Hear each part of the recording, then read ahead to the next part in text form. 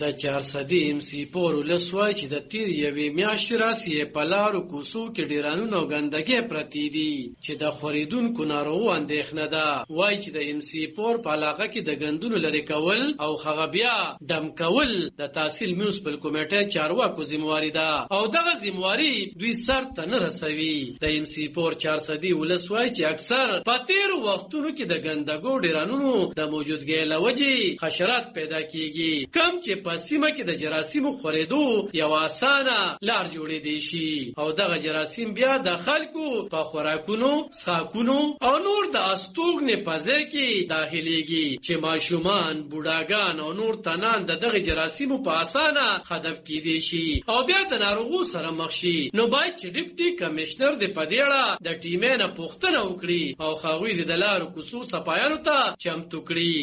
نو د سکول ماشومان په دې لار باندې مراد شنو د قانون په اړه ماستو یو څو په 50 سالي مردا دی علاوه دي دا بیماری کې شروع شي د خلک په بیماری کې د خلک په دغه نه علاوه د سبب له دې سوي ټیم چې مې غوډول ته غوډین ځګړې به شروع شي مرجوب لګو چې شانتي بیا څوک ذمہواری والته ګول پر سره بیا کوي دا ته د بوکو مطالبه ته کومه پرزو مطالبه ته کوي پروت مکه دا ډیران اوچت کی او د تجزیه نه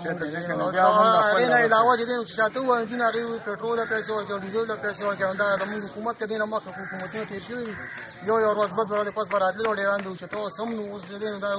خلکو له پیسې دا پتا سي خال کې چې د ټیمې کارکونکو وای چې دوی ته د 13 میاشتو راسي تنخواګانې نه ورکول کیږي چې لفظ یې په خزانه کې د پیسو کمی خودل کیږي. خو سوال دا دی چې دغه د ګندونو او ډیرانونو ستونزې بسو خلکوي یا هغه وخت به پرې ځلې انتظامی اکشن اخلي کله چې په سونو تنان په موزي ناروغ وخت شي. علب خان شیرپو